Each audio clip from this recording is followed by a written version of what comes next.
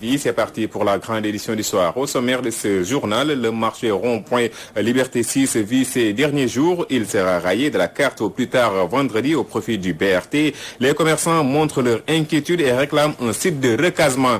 Crise dans le secteur des transports. L'État du Sénégal au banc des accusés. Alassane Ndoye et compagnie parle d'oppression et appelle à l'unité des acteurs. Il déplore également les désagréments à la gare des Beaux Maraîchers. Ziguinchor, l'université Assane Seck paralysée pour une durée illimitée. Les étudiants en grève déplorent leurs difficiles conditions d'études, de vie et de restauration. Leurs propos à suivre dans ce journal qui démarre à l'instant.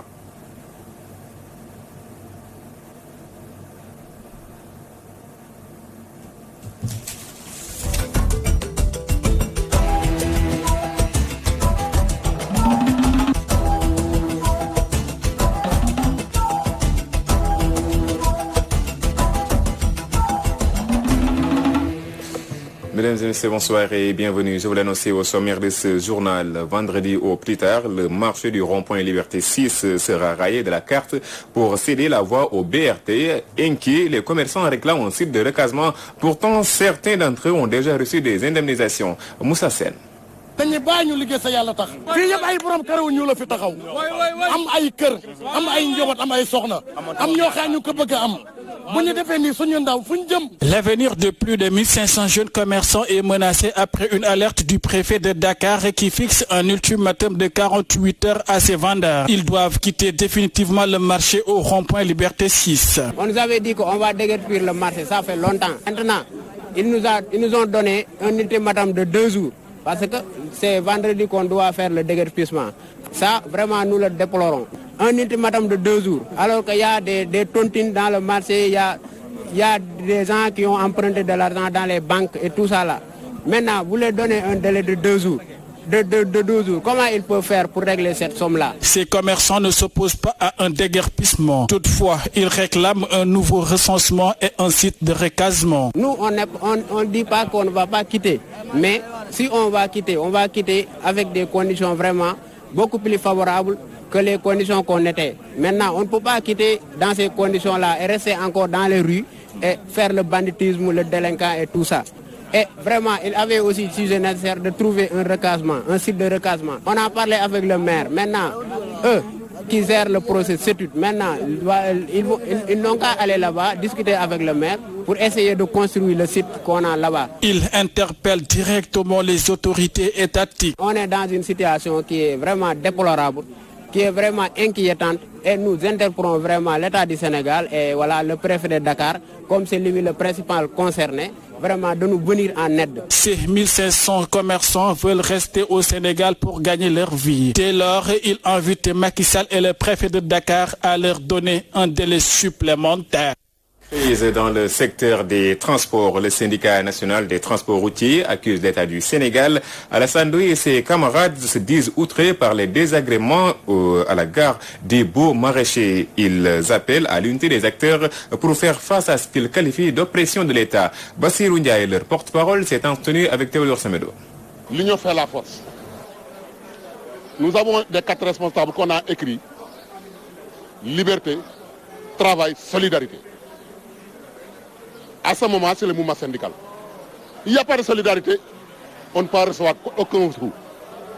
On ne peut pas recevoir des intérêts au niveau du transport.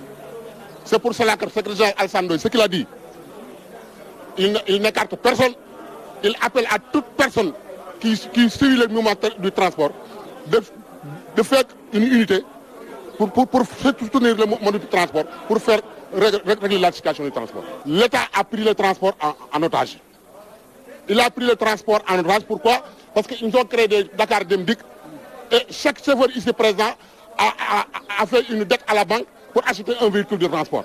Actuellement, ils ne peuvent plus payer leur dette à cause du secteur de transport Demdik. C'est pour cela que nous disons que nous faisons un appel à tous les travailleurs du Sénégal, à tous les responsables du Sénégal, parmi les regroupements au niveau national, de faire un retrouvaille vers le mouvement syndical pour qu'on puisse avoir une solidarité pour régler la situation du transport. La situation en Gambie, ce que j'ai dit, ce que je répète, c'est ce que le secrétaire général Alassane Ndoye a dit. La Gambie, c'est un petit pays. presque affiliés au Sénégal. S'ils disent qu'ils fermeront la frontière, on ne peut pas dire autre chose.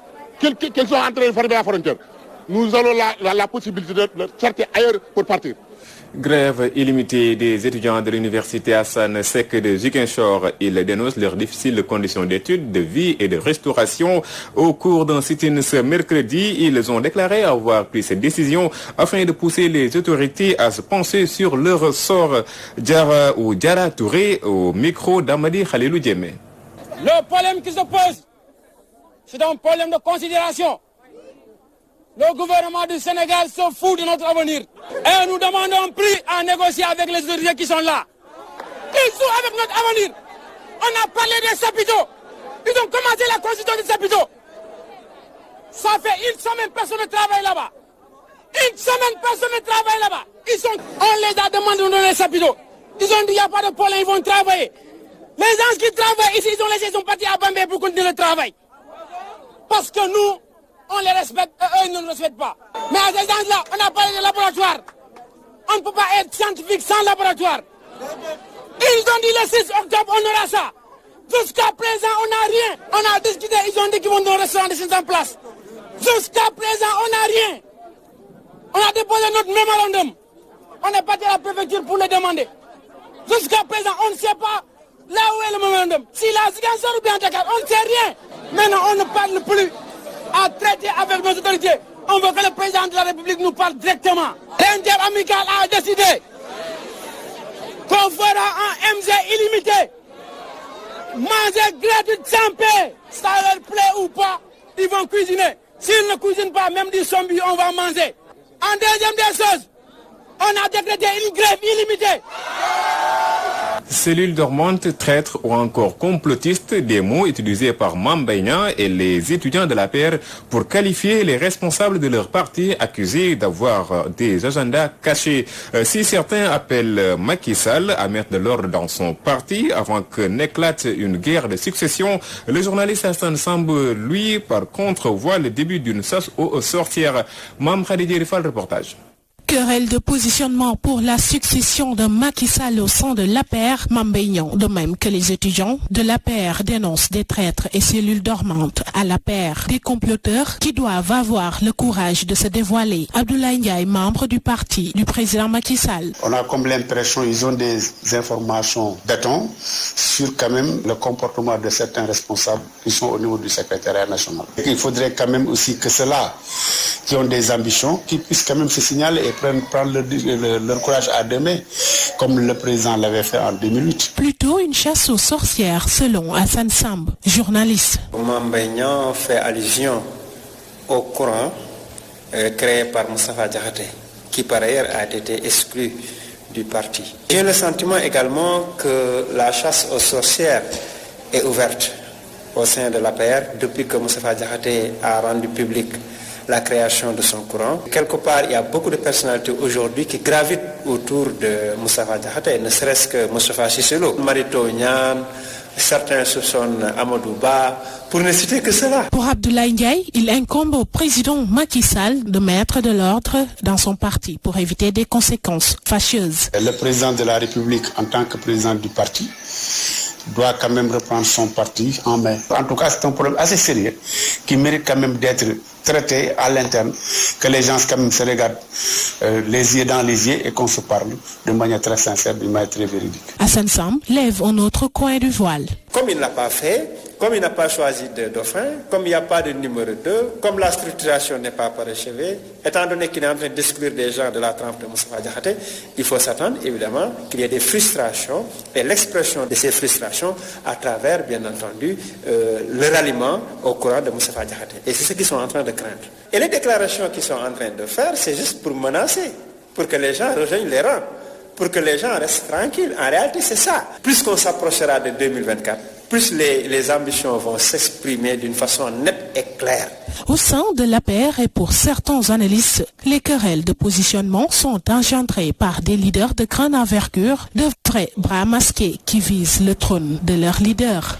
La commune de Louga mérite d'avoir des dirigeants dignes de ce nom pour une meilleure prise en charge des préoccupations des populations. Conviction de Talla Diop, membre du conseil municipal. Ce dernier a décidé de quitter le maire Moustapha Diop pour rejoindre le camp de Mamadou Mamour Diallo. Omar Kaira à Louga. L'heure du changement a sonné dans la mairie de Louga et Mamadou Mamour Diallo a le meilleur profil.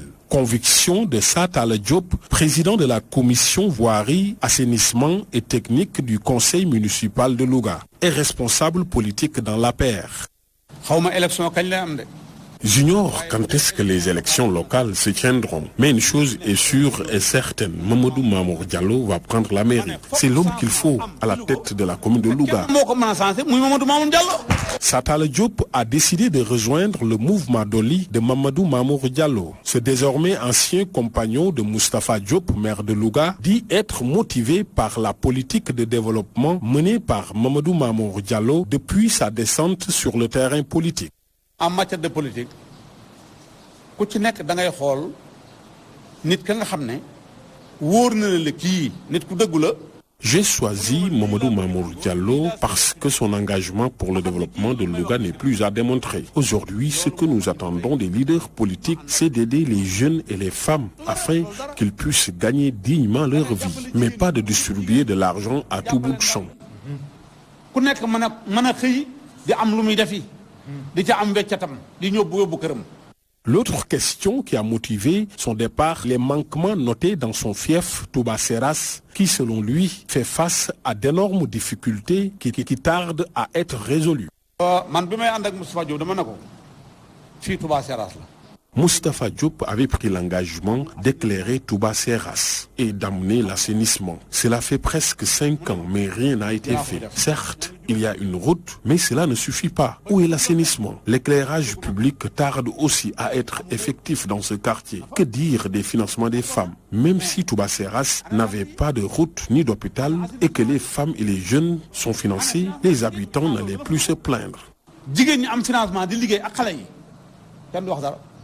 Talla Diop a décidé de démissionner de son poste de président de la commission voirie, assainissement et technique du conseil municipal de Louga. Il a aussi promis d'organiser un meeting à Touba Seras pour battre le rappel de ses troupes. Omar Kairé, Louga, Walfadjri. Boé, ce haut lieu d'apprentissage du Saint-Coran est confronté à un manque d'infrastructures de base. Cette cité religieuse a formé de grands érudits, mais elle reste enclavée. En plus, elle est confrontée à l'absence d'électricité. Doléance soulevée en marge d'un magal en présence de Mamadou Makhtar Sarr. Boé, un des plus gros villages de la commune de Kilmaha, est confronté à un manque d'infrastructures de base. Cette cité religieuse, qui est très enclavée, ne dispose pas d'électricité. L'accès à l'eau est aussi un véritable problème. Les populations ont profité du magal de Boé pour interpeller les autorités étatiques.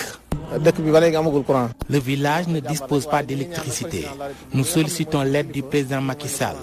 Les poteaux électriques sont à 2 km du village. Boé est très peuplé. Les bâtiments poussent dans tous les coins de rue. Nous avons besoin de routes pour désenclaver le village de Boé. La distribution de l'eau connaît également des perturbations dans la zone. Ces populations, en majorité des paysans, sollicitent également l'appui des autorités pour développer l'agriculture dans la zone. Les populations s'activent dans l'agriculture. Nous pratiquons même les cultures contre saison. Nous voulons du matériel agricole et de l'eau en quantité. Nous interpellons les pouvoirs publics.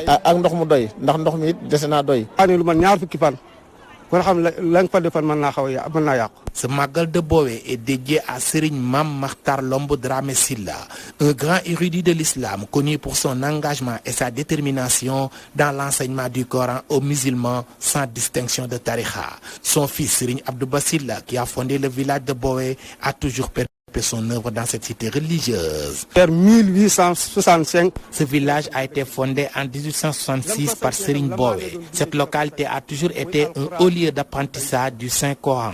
Beaucoup d'érudits ont fait leur enseignement coranique à Boé.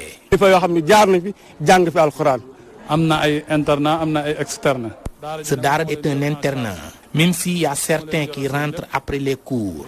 Les pensionnaires sont entièrement pris en charge jusqu'à ce qu'ils maîtrisent le Coran. Cela doit servir d'exemple pour que les personnes mal intentionnées arrêtent de critiquer les sëriñ daara.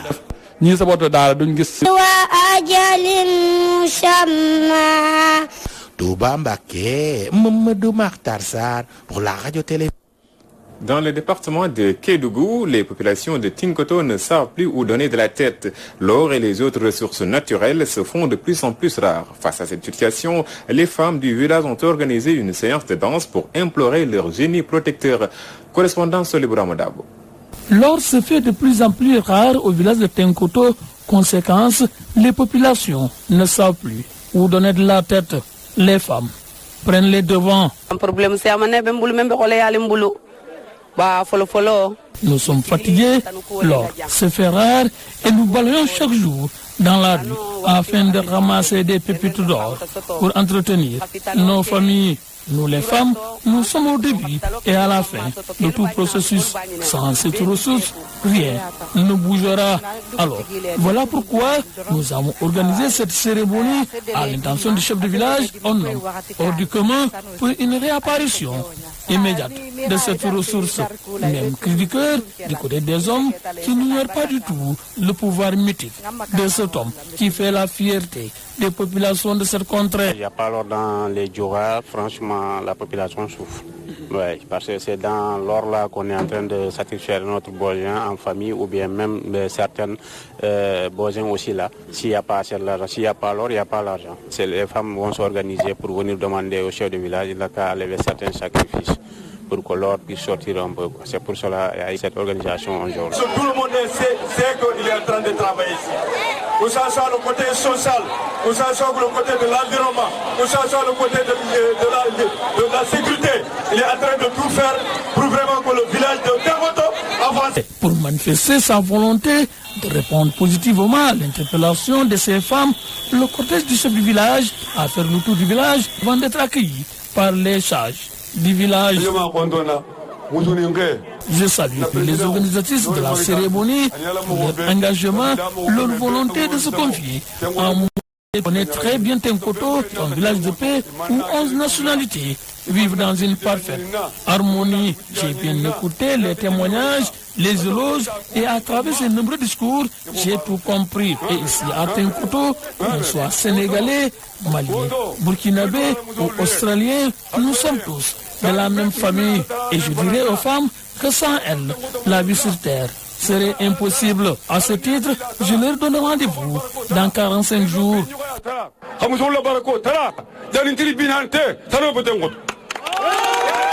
Un cri de soulagement, une manière de dire que le génie protecteur du village a parlé. Le retour de Tinkoto, Solibra Modabo, Hassan Sané pour la radio-télévision Walfadjri. Préparatif du Grand Gamou de Thiaroye-sur-Mer. Les organisateurs mettent un paquet de doléances sur la table des autorités. La sécurité, l'eau et la santé sont au cœur de leurs préoccupations. Le point avec Théodore Semedo.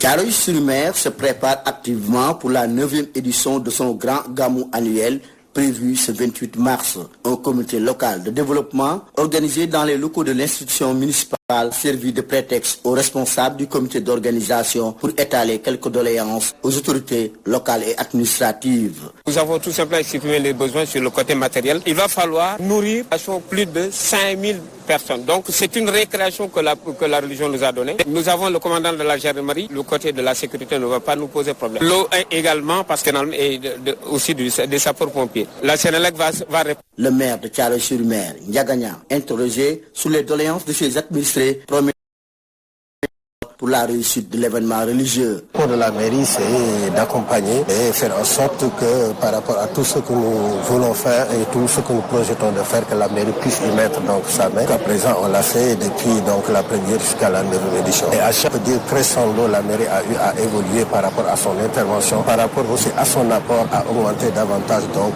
au soutien donc pour les champs religieux de Thiaroye-sur-Mer. Et nous comptons continuer aussi sur cette lancée, assister donc le comité d'organisation par rapport donc à la prise en charge de ce gamou-là. Même volonté manifestée par les autorités administratives de l'arrondissement de Thiaroye par la voix de l'adjoint au sous-préfet. L'essentiel des doléances de ce comité dans les missions normales régalines de l'État. Nous sommes dans la continuité et l'État va être à leur côté. Nous allons les appuyer.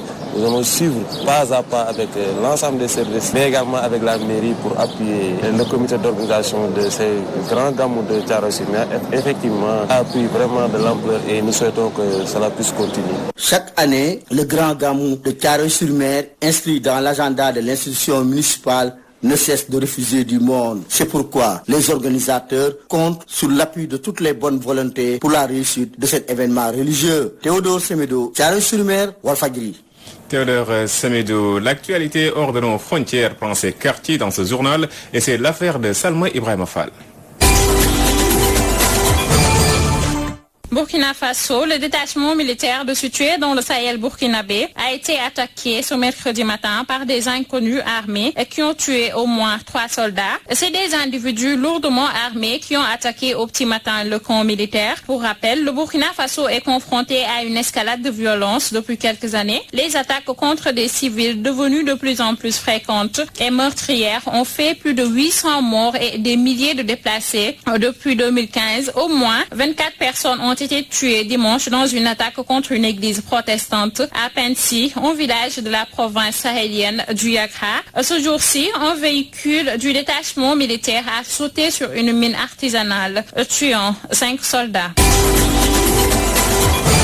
Libye, le gouvernement d'union nationale basé à Tripoli et reconnu par l'ONU a annoncé qu'il suspendait sa participation aux pourparlers en cours à Genève. Le gouvernement national justifie cette décision par les violations répétées de la trêve en vigueur depuis janvier. Le dernier épisode de violence a été noté hier en début d'après-midi lorsqu'une dizaine de roquettes se sont abattues sur les ports de Tripoli et Al-Achad. 3 civils ont été tués et 5 autres blessés, selon la porte-parole du ministère libyen de la Santé. La rencontre avait débuté en présence de 5 représentants du gouvernement d'union nationale, mais aussi de 5 représentants du camp de Khalifa al-Haftar et de l'émissaire des Nations Unies pour la Libye. En Chine, les 3711 personnes originaires des 56 pays, initialement à bord du Diamond Princess, ont vu une croisière de rêve en Asie tourner en cauchemar entre la peur de contracter une pneumonie virale meurtrière et un ennemi sans fin confiné dans une cabine. Pour certains, sans fin, avec juste une petite promenade sur le pont. Ainsi, 500 passagers ne présentant pas de symptômes, dont les tests se sont révélés négatifs et qui n'ont pas eu de contact avec des personnes porteuses du virus devaient débarquer tout au long de la journée après 14 jours de quarantaine au Japon, selon le ministère japonais de la Santé. Mais le bilan de la maladie augmente à plus de 2000 morts en Chine. Salma Ibrahima Fall, c'est votre page internationale qui met un terme à ce journal techniquement assuré par Mohamed Khaliba.